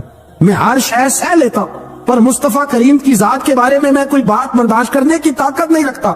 ये वाला जुमला ना कहना। मैं उसको रोकता, मना करता, वो बाज ना आती। कहते आज उसने इतनी सख्त बात की कि मैं उसका गला काट आया हूँ, कत्ल कर दिया है। हुजूर मेरे लिए हुक्म क्या है? तो नबी पाक ने फरमाया जा तेरे ऊपर कोई सजा नहीं, तूने जो किया है अच्छा ही किया है, ये अच्छा कर डाला है जो तूने किया है। एक सहाबी नाबीना थे, आंखों से नजर नहीं आता था, रिश्ता कोई नहीं देता था, माजूर आदमी थे, निकाह हुआ, शादी हुई, 2 बेटे दिए अल्लाह, घर बस गया, बीवी कपड़े धो के देती, खिदमत करती, रोटी पका के देती, बच्चे बड़े हसीन थे। और वो सहाबी खुद फरमाते हैं, नाबीना सहाबी कहते मोतियों की तरह के मेरे बच्चे, जो भी आता आके कहता तेरे मोतियों की तरह के लाल हैं। लेकिन आप फरमाते हैं एक सुबह ऐलान हो गया, मदीने में शोर हो गया कि उस नबीना सहाबी की बीवी कत्ल हो गई, किसी ने खंजर पे दबाया, मर गई है। कहते हैं उसके लवाहिकीन इकट्ठे हुए, दरे रिसालत इमाम पे आए, आगे कहने लगे हुजूर हमारा कातिल ढूंढ के दे, हमारी बेटी को किसने मारा? मेरे रसूल पाक ने मजमे पे नजर डाली, फरमाया भाई मुझे कहने की जरूरत ना पड़े, अगर कातिल मौजूद है तो खुद उठ जाए। खुद उठे, वो नबीना सहाबी बीच में से उठ के खड़े हो गए, कहने लगे सोड़े कातिल कोई बाहर नहीं, मैं खुद कातिल हूं, मैंने मारा है, मैं कातिल हूं, मैंने मारा है। मुस्तफा करीम सैयद आलम सल्लल्लाहु अलैहि वसल्लम ने फरमाया तुझे तो उसकी बड़ी जरूरत थी, बड़ी आदत थी, तेरी बीवी थी, तेरा घर संभालती थी, तेरे बच्चे थे। सहाबी अर्ज करने लगे हुजूर सारा कुछ ठीक था, पर वो आपकी बेअदब थी। हुजूर उसके आने से मेरा घर बस गया, रोटी पकने लगी, कपड़े मिलने लगे, औलाद होने लगी, मैं दुनिया पे आ गया। लेकिन महबूबा मैंने वो शौक क्या करने हैं जो तेरी बेअदबी पर तामीर किए जाएं। या रसूल अल्लाह मुझे क्या हाजत उस चीज की जिसमें आपका प्यार ही ना हो। या रसूल अल्लाह आपकी मोहब्बत ही ना, हुजूर मैंने कत्ल कर डाला है, मुझे बीवी नहीं चाहिए, मुझे वो वाली चाहिए जिसकी जुबान पर रसूलुल्लाह के नाम के तराने हो, جو حضور کی محفل کرنے والی ہو, نعت پڑھنے والی ہو, جو نبی پاک علیہ السلام کی ازواج کا, اولاد کا, بیٹیوں کا ذکر کرنے والی. مجھے وہ بی بی نہیں چاہیے جو بی بی بے ادبی کرے. میرے نبی پاک صلی اللہ علیہ وسلم نے محلے داروں سے پوچھا, فرمایا بات اس کی ٹھیک ہے, کہ حضور واقعی بے ادب تھی. نبی پاک نے فرمایا اٹھو پھر چلے جاؤ, اس نے انسان نہیں مارا, اس نے گستاخ رسول کو مارا ہے, اس نے ایک گستاخ رسول کو مارا ہے. بھائی یاد رکھے, نبی پاک کا پیار ایمان کا حصہ ہے, اس میں کوئی کمپرومائز نہیں. علامہ اقبال کہتے ہیں میں نے سارا دین پڑھا ہے, سارا قرآن پڑھا ہے, میں نے بنظر غائب جب ساری چیزوں کو دیکھ لیا تو اقبال کہنے لگے میں اس نتیجے پہ پہنچا ہوں کہ مغز قرآن روح ایمان جان دین. بھائی اقبال, میں کسی عالم کی بات کرتا تو لوگوں نے شاید رویہ اور اختیار کرنا تھا, وہ لوگ جس پر اکثر مکاتب فقہ اعتبار کرتے ہیں. اقبال کہنے لگے مغز قرآن روح ایمان جان دین. لفظوں پہ غور کریں, مغز یعنی سارے قرآن کا مغز, روح ایمان یعنی ایمان کی روح, اور جان دین یعنی سارے دین کی. آپ دیکھیں ترتیب, مغز قرآن روح ایمان جان دین. اقبال جلدی بتاؤ وہ کیا ہے؟ تو اقبال کہنے لگے ہست حب رحمت للعالمین, ہست حب رحمت للعالمین, مغز قرآن روح ایمان اور جان دین. ہست حب, کہنے لگا میں تو سمجھا ہوں کہ قرآن کا مغز ایمان کی روح اور دین کی جان اگر ہے تو نبی پاک کی محبت کا نام ہے, رسول اللہ کی محبت کا نام ہے, نبی پاک کی محبت کا نام. حضرت عمر فاروق رضی اللہ تعالیٰ عنہ سے بڑا تو اصول پسند کوئی بھی نہ ہوگا. یعنی بہت بڑا چودھری بھی اگر اپنی گلی کے اندر, حضرت ابو سفیان جیسے لوگ مسلمان ہو گئے, کلمہ پڑھ لیا, اور جناب ابو سفیان رضی اللہ تعالیٰ عنہ نے اپنے گھر کے اندر نہ تھوڑی سی سامنے اینٹیں لا کے جگہ بنا لی, تو حضرت عمر کو پتا چلا تو فرمایا جیسے بنائی ہے ویسے وہ کھیڑو بھی. آپ نے لوگوں کا رستہ تنگ کر دیا. اصول پسند آدمی, اصول کی بات آئے تو بیٹے کو بھی معافی نہیں, کسی کو معافی نہیں, بڑے اصول پسند تھے. اتنی لوگوں نے کہا عمر تو بڑا اصول پسند ہے, پر یہ مسجد نبی کی گلی میں جو نبی پاک کے چچا حضرت عباس کا پرنالہ لگا ہوا ہے, اور وہ سب لوگوں کے کپڑے کیچڑ سے بھر دیتا, وہ پرنالہ نہیں نظر آتا, گلی میں لگا ہے. اب تو ہمارے پرنالے اور طرح کے ہیں نا, تو جو حرم شریف میں آپ نظام رحمت ہے وہ دیکھا نا آپ نے, وہ پرانے زمانے میں جو لوہے کے پرنالے ہوتے تھے, تو وہ واقعی پوری گلی جو تھی نا وہ گزر کوئی نہیں سکتا تھا, اتنا اچھا شاور ہوتا ہی کوئی نہیں تھا جتنا وہ ہوتا تھا. وہ بڑا تگڑا قسم کا پرنالہ ہوتا تھا, تو کوئی شے نہیں گزر سکتی تھی بڑی دیر تک. بارش کے رکنے کے بعد بھی ساری چھت سے جب تک پوری مٹی اور پوری توڑی ساری نہیں نہ اتر جاتی تھی, تب تک وہ پرنالہ ہی سانس لیتا تھا, تو پرنالہ بہتا تھا. اور وہاں سے بڑا مین گلی تھی مسجد کو آنے کی, لوگوں کے کپڑے آلودہ ہو جاتے. اتنے لوگوں نے حضرت عمر سے کہا یہ پرنالہ نہیں نظر آتا, یہ نہیں اصول پسندی. تو جناب عمر فاروق رضی اللہ تعالیٰ عنہ فرمانے لگے اتار دیتے پرنالہ, یہ بھی اصول پسندی ہے, اتارتے. حضرت عمر فاروق نہ گئے, اور شارحین نے لکھا ہے کہ اونٹ کے اوپر بیٹھ کر آپ نے یوں پکڑ کے نا پرنالہ کھینچا, اور جناب عباس کے گھر والوں سے فرمانے لگے 4 کونے ہوتے ہیں گھر کے, چھت کے 4 کونے ہیں, کسی اور میں لگا لو پرنالہ کو, ضروری ہے کہ نمازیوں والی گلی پہ لگایا جائے. یہ کہہ کے آ گئے, کسی کی ضرورت تھی بات کرے. حضرت عباس آئے تو لوگوں نے آ کے کہا کہ عمر نے پرنالہ کھیڑ دیا, اور فرمایا کہ 4 کونے کہیں اور لگا لو. تو حضرت عباس مسکرائے. لوگوں نے کہا مسکراتے کیوں ہو؟ فرمانے لگے کوئی مسئلہ نہیں, عمر خود آ کے لگا کے جائے گا, جیسے وہ کھیڑا ہے ویسے. لوگوں نے کہا وہ عمر ہے, عمر کو بدلنا اور اس کی بات کو بدلنا, اور اتنی جرت کہ وہ لگا کے جائے. جس بندے کو دیکھ کے شیطان گلی کا رستہ بدل جاتا ہے, آپ اس کی بات کر رہے ہیں. فرمایا میں نے کہہ دیا نا عمر لگائے گا, تو انشاءاللہ عمر لگائے گا. حضرت عباس مسجد میں آئے, نماز پڑھی, تو کہتے میں نے بات چھیڑی تھی. عمر خود کہنے لگے کہ حضور آپ سے تو امید نہیں تھی. حضرت عباس سے کہنے لگے بھئی جگہ بھی ہے, 4 کونے ہوتے ہیں گھر میں, کو ضروری ہے اسی کونے پہ لگے جہاں سے نمازی گزرتے. یہ بخاری مسلم کی حدیث ہے. حضرت عباس کہنے لگے عمر 4 کونے ہیں, میرے پاس جگہ بھی ہے پرنالے کی, میں نے بھی کئی دفعہ سوچا تھا وہ کھیڑ دوں, اور میں بھی اسی گلی سے گزرتا ہوں, میرے کپڑوں میں بھی کیچڑ بڑی دفعہ پڑا ہے, پر مجبوری یہ ہے وہ کھیڑ اس لیے نہیں سکتا کہ یہ پرنالہ میرے نبی کریم نے اپنے دستے مبارک سے لگایا تھا. فرمایا میں مکان بنا رہا تھا, چھت بنا رہا تھا, تو حضور اچانک آ گئے, اور کئی لوگ گواہ ہیں اس کے. رسول کریم تشریف لائے, اور نبی پاک علیہ السلام نے فرمایا لاؤ چچا تھوڑا میں بھی کرتا ہوں, اور پھر میرے نبی کریم صلی اللہ تعالی علیہ وسلم نے اپنے دستے مبارک سے یہ پرنالہ لگایا تھا. کئی دفعہ سوچا وہ کھیڑ دوں, پھر سوچتا ہوں حضور نے لگایا تھا. لیکن چلو اب تو علت پائی گئی, اب تو سمجھ آ گئی, اصول بن گیا, اب تو اصول بن گیا نا, تو ٹھیک ہے آپ اب اس طرح کرے, کھیڑ دیا تو ٹھیک ہے جناب. کہنے لگے پہلے کیوں نہیں بتایا؟ بھائی وہ نمازیوں پہ چیٹے پڑتے ہیں, گلی کا رستہ ہے, فرمایا پڑھتے ہیں تو پڑھتے رہے, آپ نے بتایا کیوں نہیں؟ حضرت جناب عباس کہنے لگے کہ آپ کا کیا خیال ہے کہ میں یہ کروں گا کہ لوگوں پہ چھینٹے پڑے اور مجھے پرواہ نہ ہو؟ حضور نے لگایا تھا. حضرت عمر فاروق نے نا جناب عباس کا بازو تھاما, تن تندور تے ہڈاں دا بالن, بازو تھاما اور تھام کے نا اسی جگہ لے گئے جہاں پر نالا کھیڑا تھا. پہلے تو اونٹ پہ چڑھ کے لگایا تھا نا, تو اب کہنے لگے حضرت عباس سے کہ آپ نا میرے کندھوں پہ چڑھ گئے, میرے کندھوں پہ تن تندور تے ہڈاں دا بالن, اشی ہاواں نال تپایا ہے, کپ کپ مکیاں پیڑے کیتے, اتو عشق پلے چلایا, تن دا سالن تے من دی ہانڈی, لون صبر دا پایا, غلام فریدہ وے میں ساری تیری, تینوں وجہ یقین نہیں آیا؟ فرمایا خود لگائیے. حضرت عباس رضی اللہ تعالیٰ عنہ اوپر نالا لگا کے اترے, حضرت عباس بھی رو رہے تھے اور جناب عمر بھی رو رہے تھے, آنکھوں میں آنسو تھے. فرمایا ہم یہ نہیں دیکھیں گے کہ علت کیا ہے, وجہ کیا ہے, ہم تو یہ دیکھیں گے کہ رسول اللہ کی نسبت کیا ہے. نبی کریم علیہ السلام کے دستے مبارک لا کے ساری وجوہات ختم ہو گئی. اب جس کے کپڑوں میں پانی پڑتا پڑے, جس کو تکلیف ہوتی ہے لیکن چونکہ یہ رسول پاک صلی اللہ علیہ وسلم نے دستے مبارک سے لگایا ہے, تو مزاج یہ ہے کہ جہاں بات آئے گی ذات رسالت کی, وہاں باقی کے قانون چھوڑ دیے جائیں, وہاں باقی کے معاملات چھوڑے جائیں گے, وہاں تکلف سے نکلا جائے. پھر نبی کریم علیہ السلام سے نا بڑے شروع میں بڑے آگا ایک صحابی تھے, حضرت برا بن مالک نام تھا, چھوٹی سی عمر تھی. حضور گلی سے گزرتے نا کبھی تو جذبہ تھا بڑا, چھوٹی عمر, بعد میں لکھا صرف 14 سال کے تھے, بعد میں لکھا نہیں 14 تو زیادہ ہے, 12 سال عمر تھی. عشق لگا سی کھیڑا کھیڑ دی, 12-14 سال عمر. اصل میں نا بچوں کی ڈائریکشن ٹھیک نہیں, ان کی ڈائریکشن ٹھیک ہو نا تو یہ چوکوں میں کھڑے ہو کے موبائل پہ گیمیں نہ کھیلے اور معاذ اللہ میسج نہ کریں, بلکہ یہ مسجد میں بیٹھ کے نبی پاک کی نعتیں سنیں. ہم نہ وہ کام کر نہیں سکے, میرے جیسے لوگوں نے بڑی کوتاہی کی زندگی میں, ہم محبت رسول کا پیغام بانٹ نہیں سکے. ہم نے اپنی بیماریاں دیکھی, اپنی تھکاوٹیں دیکھی, یہ دیکھا کہ فلاں شہر کیسے جائیں, فلاں شہر کیسے جائیں. ہم وہ کام کر نہیں سکے جو ہمیں کرنا چاہیے تھا. ذمہ تھا, باپ کی ذمہ ہے. نبی پاک نے فرمایا ماں باپ کی ڈیوٹی ہے اپنی اولاد کو میری محبت سکھائیں, پر ہم وہ رنگ دے نہیں سکے, ہم وہ مزاج دے نہیں سکے, ہم نے وہ کوتاہی کی. ہم نبی پاک کا حسن, حضور کی سیرت, اخلاق عالیہ, کردار, گفتار, رفتار, انداز, تربیت, وہ ساری باتیں قوم کو بیان نہیں کر سکے, اس لیے لوگ وہاں پہنچے نہیں. ورنہ مغز قرآن روح ایمان جانے دی, ہست ہو بے رحمت للعالمین, ہم وہاں تک لے جا نہیں سکے. حضرت برا بن مالک نا 12 سال کی عمر ہے, 12 سال. نبی پاک گلی سے گزر رہے تھے تو دوڑ کے آ گئے, آ کے نا حضور سے چمٹ گئے, عرض کرنے لگے حضور کوئی حکم بتائیں, میرا دل کرتا ہے آپ کی بات مانوں, کوئی حکم حضور. مجمع الزوائد میں حدیث, اس ایک حدیث کے لیے نا میں کو 5,000 روپے کی پوری کتاب, پوری 10 جلدیں خرید کے لایا تھا. ایک حدیث کے لیے, پیاری بڑی ہے, شاندار بڑی ہے. وہاں میرا دل کیا, میں نے کہا جس کتاب میں ہے نا ساری کتاب ہی منگا لو. کچھ چیزیں بڑی انسان کو انوکھی لگتی ہے نا. حضرت برا بن مالک رضی اللہ, چھوٹی سی عمر ہے, حضور سے لپٹ گئے. تو حضور نے فرمایا بیٹے کیا ہوا؟ عرض کرنے لگے حضور کوئی حکم بتائے, میرا بھی دل کرتا ہے عمل کرو. تو حضور میں چھوٹے چھوٹے کام بتاتے ہیں, دکان سے, بچوں کو یہ بتانا ہوتا ہے نا, دکان سے لے آ, یہ کر دے, فلاں کو بلا لے. لیکن حضور ان کی غیر موجودگی میں ان کا ذکر بڑا کرتے. ایک دن کچھ لوگ کہنے لگے حضور بڑا ذکر کرتے ہیں, پر وہ کرتا تو چھوٹے موٹے کام ہے بچہ.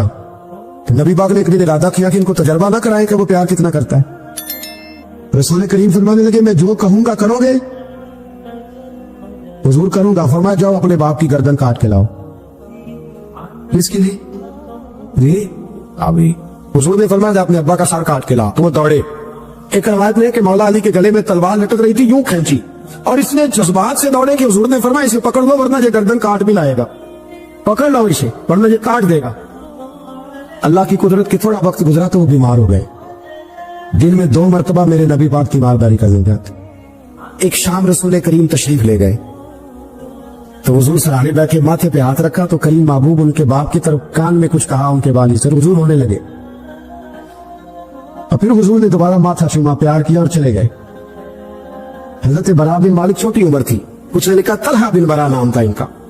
تو حضرت طلحہ بن برا نا اپنے ابا کو قریب بلایا اور چارپائی میں بٹھایا. کہنے لگے ابا جی حضور کیا فرما گئے؟ کہا بیٹا تیرے والی بات نہیں. کہیں بتائیے. کہا نبی کریم علیہ السلام نے فرمایا کہ شام کو نا میرے طلحہ کا انتقال ہو جائے, اور جب اس کی روح پرواز کر جائے تو مجھے خبر کرنا, میں آ کے جنازہ پڑھاؤ.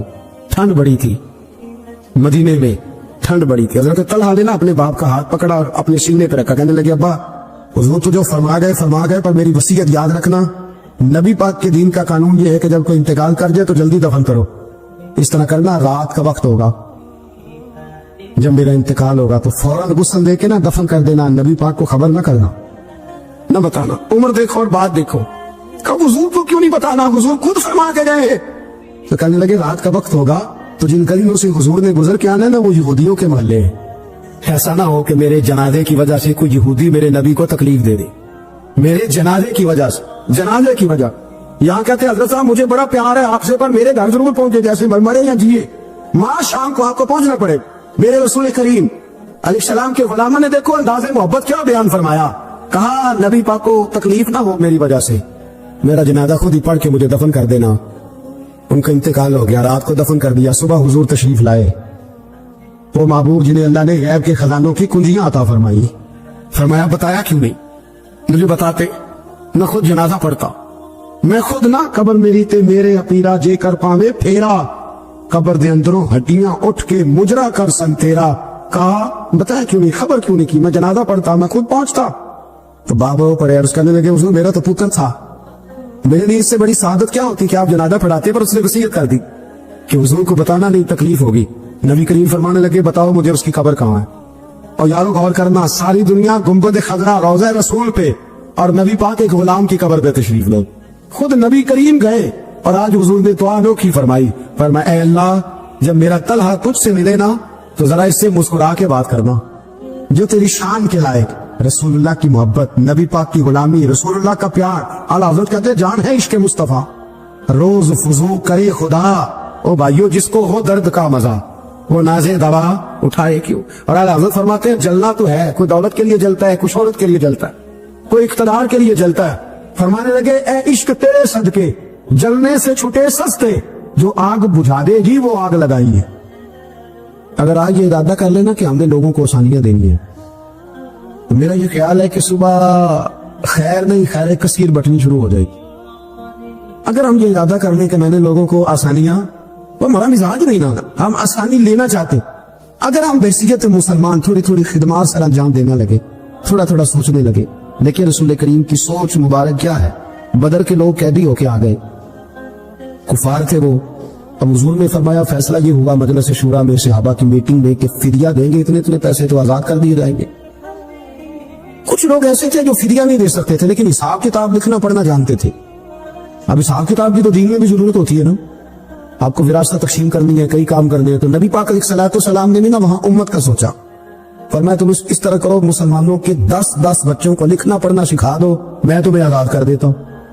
بحیثیت قوم کی فلاح و بہبود کے لیے جو نبی پاک کے نظریات ہیں، جو حضور کے افکار ہیں، ان 10 بچوں کو لکھنا پڑھنا سکھا دو۔ یار میری سوچ ہمیشہ یہ رہتی ہے کہ میرے بچے لکھ پڑھ جائیں، یہ کیوں نہیں سوچتا کہ میرے محلے کے سارے بچے اگر پڑھ جائیں گے تو یہ محلہ پڑھے لکھے لوگوں کا محلہ کہلائے گا، میرے سویت لوگ کہیں گے کہ بڑی شستہ آبادی ہے۔ میری سوچ کیوں اڑ جاتی ہے کہ فقط میرا ہی بچہ آگے نکلے، تو اپنے فیض کو کھول کے عام کیوں نہیں کرتا؟ تو یہ کیوں نہیں سوچتا کہ جو شجرے سایہ دار ہوتا ہے نا میرے بھائی، وہاں جو بھی آتا ہے وہ پھل کھا کے جایا کرتا ہے، وہ جو بھی آتا ہے وہاں پھل کھاتا ہے۔ اپنے ایک ذہن بنائیں نفع دینے کا، ایک سوچ بنائیں کسی کا فائدہ کرنے، ارادہ کرے کسی کے کام آنے کا، کسی کے لیے بہتری کرنے کا، کسی کے لیے آسانیاں فراہم کرنے کا، کسی کو سہولت دینے کا۔ میرے رسول کریم سید عالم صلی اللہ علیہ وسلم توجہ دلاتے تھے، حضور علیہ السلام نے فرمایا درخت بھی لگاؤ، کھیتیاں بھی لگاؤ، یا رسول اللہ صلی اللہ علیہ وسلم کچھ ملے گا؟ تو حضور نے فرمایا اس کھیت سے، اس درخت سے جب تک کوئی جاندار فائدہ اٹھاتا رہے گا اللہ تمہارے نام اعمال میں نیکیاں درج فرماتا رہے۔ کوئی درخت ہی لگا دو، کچھ کاری دو۔ محمود غزنوی گزر رہے تھے تو بوڑھے کو دیکھا اس کے ہاتھ کامتے ہیں تو پھر بھی وہ زمین کھود رہا ہے اور ایک درخت لگا رہا ہے۔ تو محمود غزنوی اس بوڑھے کو دیکھ کے نا تو بڑے حیران ہوئے، اس کے قریب گئے۔ تو دو قسم کی سوچیں ہوتی ہے نا، ایک یہ سوچ ہوتی ہے کہ بڑا لالچی ہے، اس عمر میں بھی یہ کیا کر رہا ہے، یہ بھی سوچ ہوتی، اور ایک سوچ ہی ہوتی ہے کہ یار کتنا بھلا آدمی ہے، دیکھو ابھی محنت کر کے گزر رہا۔ سوچ ہی ہے نا، منفی کر لے یا مثبت کر لے۔ تو محمود غزنوی آگے بڑھے اور آگے بڑھ کے نا تو آپ اس بوڑھے سے کہنے لگے کہ بابا یہ کیا کر رہے ہو؟ تو کہنے لگے میں درخت لگا رہا ہوں۔ تو کہنے لگے بزرگوں اب آپ کی جو عمر ہے نا، یہ عمر نہ تو آپ اس کے پھل کھا سکیں گے، نہ چھاؤں میں بیٹھ سکیں گے، اور آپ کو تکلیف بھی بڑی ہے۔ تو بابا جی محمود کو جانتے ہی نہیں تھے، پلٹ کے کہنے لگے بیٹا چلو میں نہیں پھل کھاؤں گا تو میرے پوتے تو کھائیں گے نا، میرے نواسے تو کھائیں گے نا، تو آپ چھوڑے مجھے، میں تو اگلی نسلوں کا بھلا کر رہا ہوں۔ اب یہ سوچ ہماری بڑی کم ہوتی۔ حضور نے فرمایا تم میں سے بہتر وہ ہے جو لوگوں کے حق میں۔ اب یہ ایک جملہ حدیث پاک کا اگر ہم صحیح طرح اپنی زندگی میں نافذ کر لینا اتنا ہی، یار میں نے بہتر بننا ہے، اپنے بچوں کے حق میں بھی، بہن بھائیوں کے حق میں بھی، بیوی اور سسرال کے حق میں بھی، ننیال اور ددیال کے حق میں بھی، میں نے ان کا کوئی نہ کوئی نفع کرنا ہے۔ یہ حضور کی ایک حدیث انسان کو اتنا بڑا مقصد دے دیتی ہے نا، ساری زندگی بندہ لگا سکتا ہے، ساری زندگی اور با مقصد زندگی ہو جاتی ہے۔ جب زندگی با مقصد ہوتی ہے پھر بندہ بور بھی نہیں ہوتا، پریشان بھی نہیں ہوتا، تنگ بھی نہیں ہوتا کہ بے مقصد بے فائدہ کام۔ ایک ہے با مقصد۔ حضرت عثمان غنی رضی اللہ تعالیٰ عنہ فرماتے ہیں کہ حضرت عمر فاروق رضی اللہ تعالیٰ عنہ کا دور مبارک تھا، دوپہر تھی اور گرمی بہت زیادہ تھی، لوگ اپنے اپنے گھروں میں آرام کر رہے تھے۔ مجھے کسی مجبوری کے لیے اپنے گھر کی چھت پہ جانا پڑا تو میں نے دیکھا کہ ایک شخص بوڑھا اونٹوں کو ہانکتا ہوا آ رہا ہے۔ میرے ذہن میں خیال آیا کہ یار ساری دنیا دوپہر کو سو رہی ہے، شدت کی دھوپ ہے، آپ بھی سو جاتے، عصر کے وقت آپ اونٹوں کو چلا لیتے، یہ کون ہے جو اس وقت بھی؟ کہتے میں کچھ دیر رک گیا، لیکن جیسے ہی وہ میرے قریب آئے، وہ کوئی عام آدمی تو نہیں، وہ تو حضرت عمر فاروق ہے رضی اللہ تعالیٰ۔ آپ فرماتے ہیں کہ میں جھٹ سے سیڑھیوں سے نیچے اترا اور میں نے جناب عمر سے عرض کی کہ حضور اس وقت آپ؟ فرمانے لگے یہ مال غنیمت کے 2 اونٹ بھاگ گئے تھے، انہیں پکڑنے گیا تھا۔ میں نے عرض کی حضور کسی غلام سے کہہ دیتے۔ فرمانے لگے مسلمانوں کے مال کی حفاظت کی ذمہ داری میری ہے، غلام کی تو نہیں نا۔ اب ایک مقصد ہے نا کہ میں نے ایک ڈیوٹی کرنی ہے، میں نے ایک خدمت کرنی ہے۔ میں طالب علموں سے کہتا ہوں، علماء سے نہیں، طلباء سے میں کہتا ہوں آپ سارا دن کیوں شکوا کرتے ہیں؟ آپ کمیٹی کی مسجد سمجھ کے اس کی خدمت نہ کریں، اللہ کا گھر سمجھ کے کریں۔ مسجد کمیٹی کی نہیں ہوتی، مسجد اللہ تعالیٰ کا گھر ہوتی۔ اللہ کا گھر جان کر آپ اس کی خدمت کریں گے تو آسانی ملے گی۔ میری بات پر توجہ کریں جی، بیٹھ جاؤ بیٹا، اللہ آپ کو خوش رکھے۔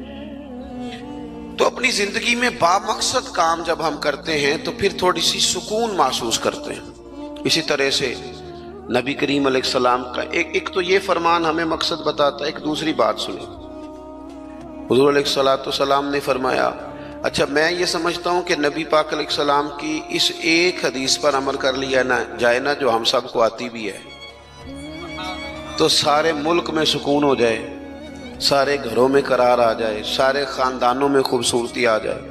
حضور علیہ السلام نے فرمایا تم میں سے کوئی اس وقت تک مومن نہیں ہو سکتا جب تک اپنے بھائی کے لیے بھی وہی پسند نہ کرے جو اپنے لیے پسند کرتا ہے۔ آتی ہے نا سب کو حدیث پاک؟ ہاں نہ تو کرو نا، چلو جس کو نہیں بھی آتی تھی اس نے ابھی سن تو لی ہے نا۔ حضور نے فرمایا تم میں سے کوئی اتنی دیر تک مومن ہو سکتا جب تک وہ جو اپنے لیے پسند کرتا ہے وہی اپنے بھائی کے لیے بھی۔ حدیث ہے نا، آپ نے سنی ہوئی ہے نا، ایسے ہی ہے، ایسا ہوتا بھی ہے کہ ہم جو اپنے لیے پسند کرتے ہیں وہی بھائی کے لیے بھی کرتے ہیں، ہوتا ہے ایسے۔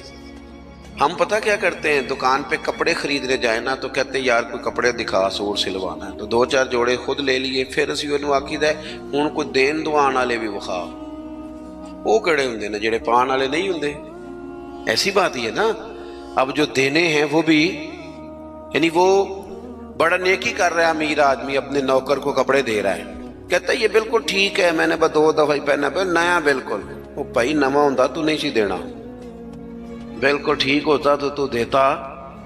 ہم کیا کرتے ہیں، ہم ماحول اس طرح کا ہم نے بنا لیا ہے کہ اپنی ذات، اپنے بچے، اپنا گھر، اپنا ادارہ اس میں بند ہو جاتے ہیں۔ ایک سوچ جو امت کی سوچ ہے، جو قومی اور عالمی سوچ ہے، اس سوچ کے مطابق ہم کوئی کام نہیں کرتے جب تک کہ ہم حضور کے اس مقدس فرمان پر نہیں غور کرتے کہ جو میں نے اپنے لیے پسند کرنا ہے وہی اپنے۔ تو مجھے بتائیے جب یہ سوچ ہوگی تو کوئی بندہ ملاوٹ والی چیز بیچے گا، غلط چیز سیل کرے گا، دنیا کو دھوکہ دے گا؟ لیکن ہم تو غور ہی نہیں کرتے، بس حدیث سن لی، معاملہ ختم ہو گیا۔ آپ دیکھیں امام غزالی فرماتے ہیں نبی پاک علیہ الصلوۃ والسلام کے ساتھ حضور کے غلام تھے، ایک درخت پر محبوب نے اشارہ کیا کہ یہاں سے 2 مسواکیں اتاریے، سادی سی بات ہے نا، مسواکیں اتار لی گئیں، خادم اتار لایا، اس نے لا کے حضور کی بارگاہ میں پیش کی۔ ایک مسواک بالکل سیدھی تھی، ایک تھوڑی ٹیڑھی تھی۔ مسواک تھوڑی ٹیڑھی بھی ہو تو دانتوں پر چلنے سے انکار تو نہیں نہ کرتی، نہ کوئی دانت صاف کرنے میں کوئی حرج ہوتا ہے، تھوڑی سی ٹیڑھی تھی، ایک ذرا سیدھی تھی۔ تو نبی کریم علیہ السلام کی خدمت میں غلام نے دونوں پیش کر دی تو محبوب نے ٹیڑھی مسواک رکھ لی اور سیدھی حضور نے غلام سے فرمایا کہ یہ آپ آج کل تو یہ کام الا ماشاءاللہ مذہبی لوگ بھی نہیں کرتے۔ میں ایک جگہ دینی مدرسوں کے اہتمام کرنے والے جو لوگ تھے ان کی میٹنگ تھی، تو وہاں ایک صاحب نے بڑا تقویٰ بیان کیا، کہنے لگا میں نے کبھی مدرسے کی روٹی نہیں کھائی، حالانکہ مدرسے کا محتمم ہوں، میں نے نہیں کبھی چکھی، اتنا پرہیزگار ہوں۔ بعد میں میری باری آئی تو میں نے کہا جی میرا خیال ہے کہ آپ وہی روٹی کھایا کریں جو مدرسے میں پکتی ہے، آپ تقویٰ بدل دیں۔ آپ کو پتا تو وہ بیچارے بچے کھاتے کیا ہیں، جو کچھ کمیٹی کے صدر کے گھر پکتا ہے اور جو محتمم کے گھر پکتا ہے اسے غور کرنی چاہیے کہ طلباء کو وہی دے رہا ہے، ان کے ساتھ بھی رویہ وہی ہے۔ کیوں نہیں ان چیزوں کو سمجھتے کہ ہمیں نبی پاک علیہ السلام نے کن مقاصد حیات سے آگاہ کیا؟ اللہ کے حبیب علیہ السلام نے فرمایا ٹیڑھی مسواک مجھے دے دو۔ عرض کی حضور میرے ماں باپ قربان ہو، میری روح میری جان قربان ہو، آپ سیدھی رکھیں۔ حضور نے فرمایا نا بھئی، میں نے خود ہی تو امت کو قانون دیا ہے کہ مومن وہ ہے جو اپنے لیے پسند کرے وہی اپنے بھائی کے لیے بھی پسند کرے۔ اخلاقاً ایک بات اپنے دل سے پوچھیں، میں اپنے آپ سے پوچھوں، کیا ہمارا بہو کے بارے میں بھی وہی ذہن ہے جو بیٹی کے بارے میں؟ وہ ساری گنجائشیں، وہ ساری معافیاں جو بیٹی کو ملتی ہیں، اور نہیں ابھی بچی ہے تو نہیں ابھی چھوٹی ہے تو نہیں ہم نے ابھی کام کرائے نہیں تو نہیں ابھی مطلب اس پر کوئی بوجھ ڈالا نہیں تھا تو نہیں ذرا یہاں ماحول اور تھا، یہ جتنی کہانیاں بیٹی کے حق میں یاد ہوتی ہیں۔ مومن تو وہ ہے نا جو اپنے لیے پسند کرے وہی اپنے، تو یہ ساری کہانیاں بہو کے حق میں کیوں نہیں یاد آتی؟ یہ کیوں نہیں یاد آتی؟ یہ جو ہم اپنے داماد کو مشورہ دے رہے ہوتے ہیں کہ چل پتر غصہ نہ کر، آہستہ آہستہ ٹھیک ہو جائے گی، تو یہ والا مشورہ اپنے بیٹے کو کیوں نہیں دیتے بہو کے حق میں؟ خدا کے بندو، جب مومن کے اعلیٰ اخلاق ہوتے ہیں، اس کے مقاصد حیات بڑے ہوتے ہیں، وہ چھوٹی چھوٹی کچی کچی کمزور باتیں نہیں کرتا، خود غرض زندگی نہیں گزارتا، اس کا یہ سٹیٹس ہی نہیں ہوتا کہ بس اپنی ذات سے شروع ہو اور اپنی ذات پر وہ ختم ہو جائے۔ وہ بڑی باتیں کرتا ہے، بڑے خیالات کا مالک ہوتا ہے، بڑے حوصلے ہوتے ہیں اس کا ظرف بڑا ہوتا ہے، اس کی سوچ بڑی ہوتی ہے، اس کا مزاج بڑا ہوتا ہے۔ تو اپنی زندگی کے اندر حضرت بایزید بسطامی رحمۃ اللہ علیہ کا ایک یہودی پڑوسی تھا اور مخالف بھی بڑا تھا، ساری زندگی اس نے حضرت بایزید کی مخالفت کی۔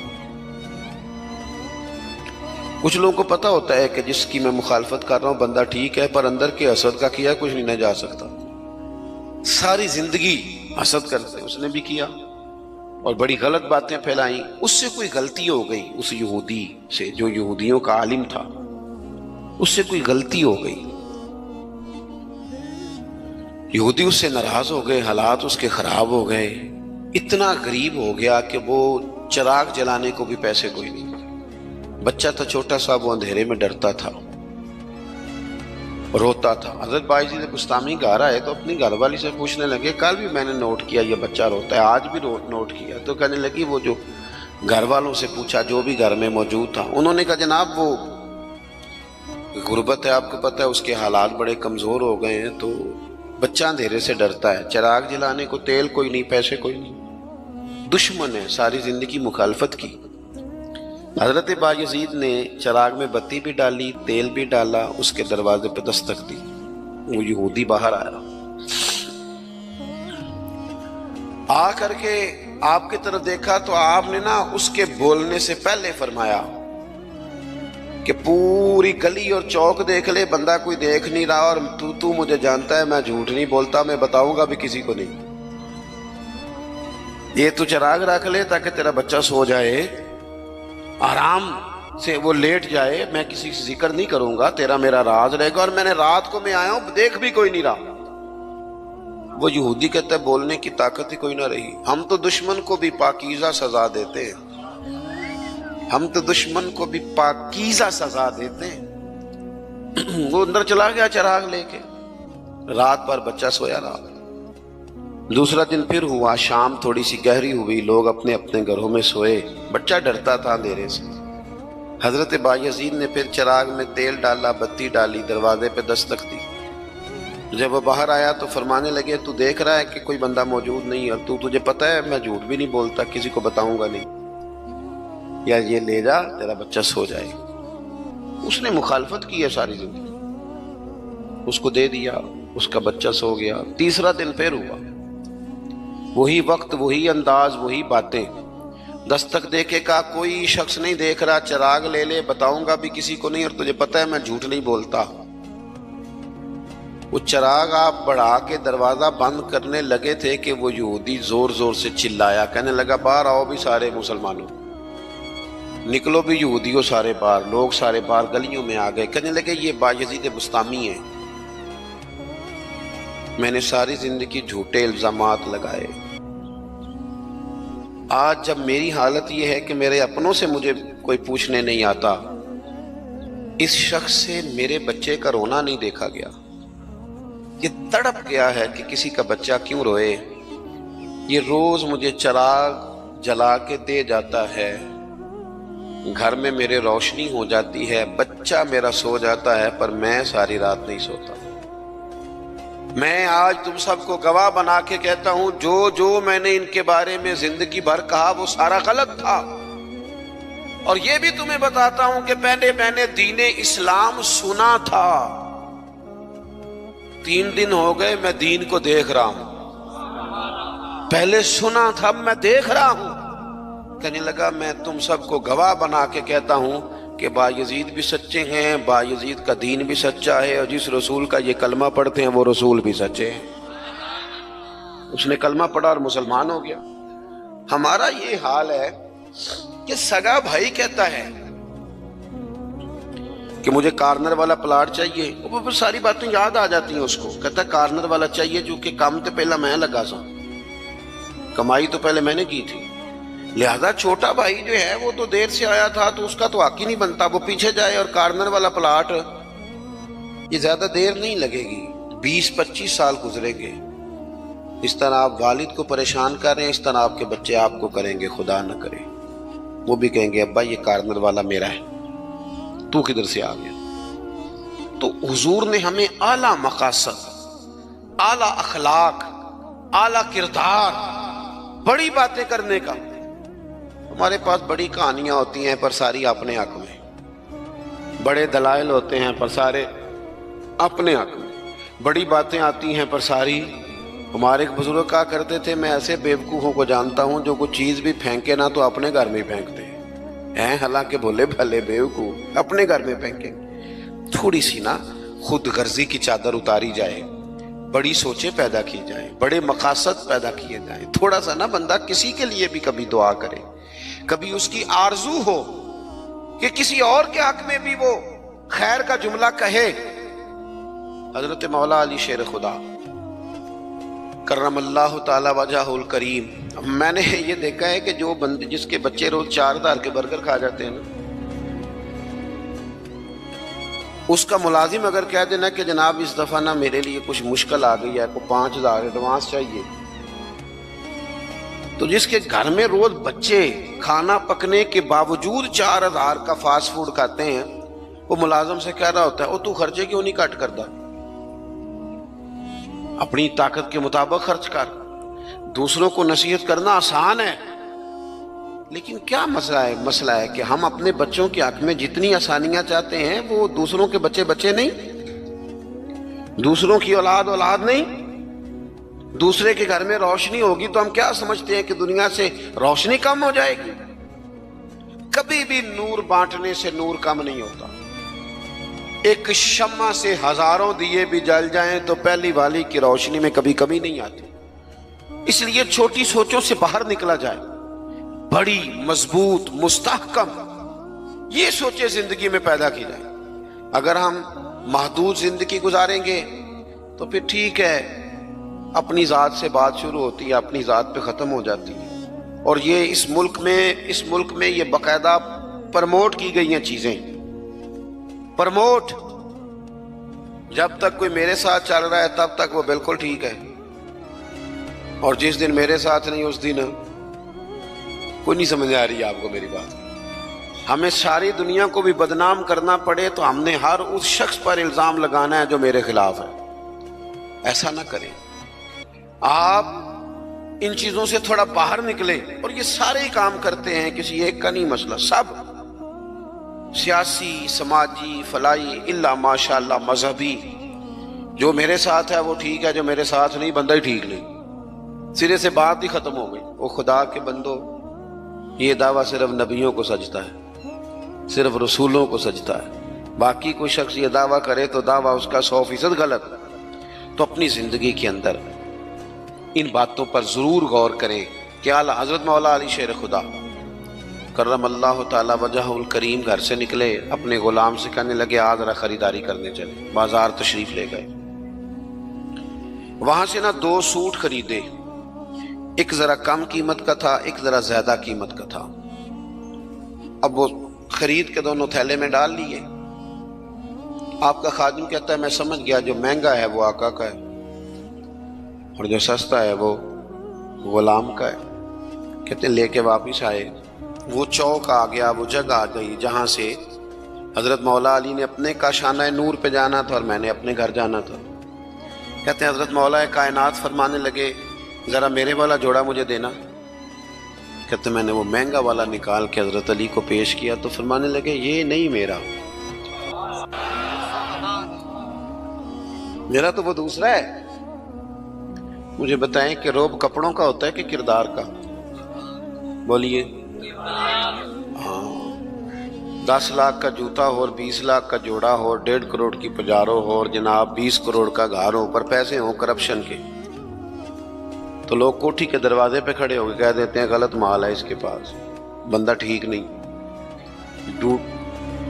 جوتے ٹوٹے ہوئے ہوں، کرسی اور میز پرانا ہو، چھوٹا سا افسر ہو لیکن دیانتدار ہو، تو بڑے بڑے مالدار بھی دروازے پہ کھڑے ہو کے کہتے ہیں یار بندہ بڑا کھرا ہے، نہ پیسے پکڑتا ہے نہ کسی کی سفارش مانتا ہے.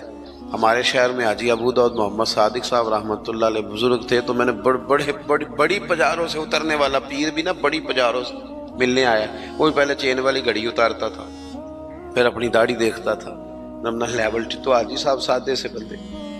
تو بات سمجھ میں آتی تھی کہ روب کپڑوں کا نہیں ہوتا، روب تو کردار کا ہوتا ہے. اگر کردار مضبوط ہے تو کپڑے سادے بھی ہوں تو گزارا ہو جاتا ہے، لیکن کردار کچھ بھی نہ ہو، لوگ پیسوں کے زور پر، دولت کے زور پر، مال کے زور پر، بلکہ بعض لوگ تو ایسے ہیں جو خوشامدیوں کے زور پر اپنے دائیں بائیں ادھر ادھر جو ان کے وظیفہ خار، نمک خار، خوشامد پسند ہے، ان کے زور پر اپنے آپ کو منوانا چاہتے ہیں. کردار اصل ہے، کردار حسن ہے، کردار رہنائی ہے. آپ ہمیشہ تب بڑے ہوں گے جب آپ کے اخلاق میں، معاملات میں، لین دین میں صفائی ہوگی، پھر لوگ آپ کو بڑا جانیں گے. حضرت مولا علی شیر خدا کرم اللہ تعالی وجہ الکریم، اس سے کہا یہ نہیں میرا تو دوسرا ہے. تو کہا ٹھیک ہے جناب دوسرا ہے تو حضور آپ آقا ہیں، آپ کا کیسے دوسرا ہے، آپ کا تو یہ ہے. حضرت علی کہنے لگے نہیں وہ جو سستا، میری بات کی سمجھ آ رہی ہے آپ کو، وہ جو سستا جوڑا ہے نا وہ مجھے دو. تو اس نے ایک دلیل پیش کی آپ کے غلام نے. کہنے لگا حضور آپ مہنگے والا رکھیں، کیوں؟ آپ آقا ہیں اور میں سستا پہنتا ہوں کیونکہ میں غلام ہوں. تو حضرت علی کہنے لگے دلیل ہی قائم کرنی ہے نا تو میرے والی کر لے، تو مجھے سستا دے دینا کیونکہ میں بوڑھا ہوں اور تو مہنگا پہن لے چونکہ تو جوان ہے. اگر کسی دلیل کی بنیاد پر ہی لباس پہننا ہے تو چلو اس طرح کرو، یہ والی دلیل قائم کر لو کہ بوڑھوں پر سستا بھی چل جاتا ہے اور جوانوں کے لیے ذرا کپڑے مہنگے ہوں، ذرا اچھے نئے اور ڈیزائنوں کے ہوں تو ذرا جوان خوش ہوتے ہیں. تو تھوڑے سے نا بڑا دل ہو، ذرا بڑا ظرف ہو، ذرا حوصلہ بڑا ہو، ذرا سوچ بڑی ہو، ذرا انسان کا معیار بڑا ہو. یہی بات میں حضور کے صحابہ میں آئی. آپ دیکھ لیں حضرت عمر کو، دیکھیں حضرت عثمان کو، اور خلیفہ اول بلا فصل حضرت ابوبکر صدیق کو، حضرت مولا علی شیر خدا کو. ان لوگوں نے بڑی بڑی باتیں کی، بڑا حوصلہ تھا. یہ ہمیشہ انقلابی باتیں. حضرت عثمان غنی، ان کا مال آیا پڑا ہے. اب ہمارے ہاں تو لوگ مصنوعی قلت بھی پیدا کر لیتے ہیں، لیکن مال آیا ہوا ہے. قلت کے قحط کے دن ہیں. آ کے تاجروں نے کہا حضرت عثمان غنی سے کہ آپ جتنے کا خریدا ہے نا، ہم تحقیق بھی نہیں کرتے، ڈبل لے لیں، ہمیں دے دیں. حضرت عثمان کہنے لگے مجھے زیادہ نفع ملتا ہے. انہوں نے کہا 3 گنا لے لیں. کہنے لگے زیادہ ملتا ہے. 4 گنا لے لیں. فرمایا زیادہ ملتا ہے. کہنے لگے اس سے زیادہ ہم نہیں دے سکتے. وہ بندہ بتائیں جو زیادہ دیتا ہے. حضرت عثمان غنی کہنے لگے مجھے تو 700 گنا کی امید ہے. جناب کس طرح؟ تو حضرت عثمان نے مسجد میں اعلان کروایا یا کسی ذریعے سے لوگوں تک پیغام پہنچایا کہ جو غریب گندم نہیں نہ خرید سکتا وہ آ کے لے جائے، آ کے لے جائے نا. فرمایا مجھے رب کی بارگاہ سے 700 گنا کی امید. تو بڑا دل ہو، بڑا حوصلہ ہو. بس بات ختم کرنے لگا ہوں. حضور کی جو اولاد پاک ہے اس کا بھی یہی مزاج ہے. زندگی بھر سخاوتیں، لوگوں پر محبتیں، ان لوگوں کا درگزر، ان لوگوں کا اپنے لیے نہیں. انہوں نے جب بھی سوچا نبی کریم کی ساری امت کے لیے سوچا. حضرت امام حسن رضی اللہ تعالیٰ عنہ فرماتے ہیں میری والدہ سیدہ طیبہ طاہرہ حضرت فاطمہ الزہرا رضی اللہ تعالیٰ عنہ تو جب دعا مانگتی تھی تب بھی حضور کی ساری امت کے لیے مانگتی تھی.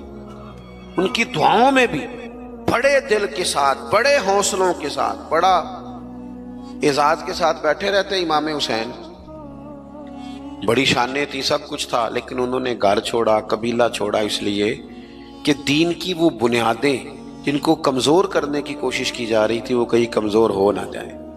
وہ آگے بڑھے. 1,00,000 دینار آیا حضرت امام حسین کے پاس سویرے. کتنا؟ چلو آپس گل کرنے ہیں. آپس 1,00,000 روپیہ کول ہوئے تو مسیطے دینے پی جاندے، کنے دے دینے بچوں؟ آپس دی گل نہیں دستے کسی نے.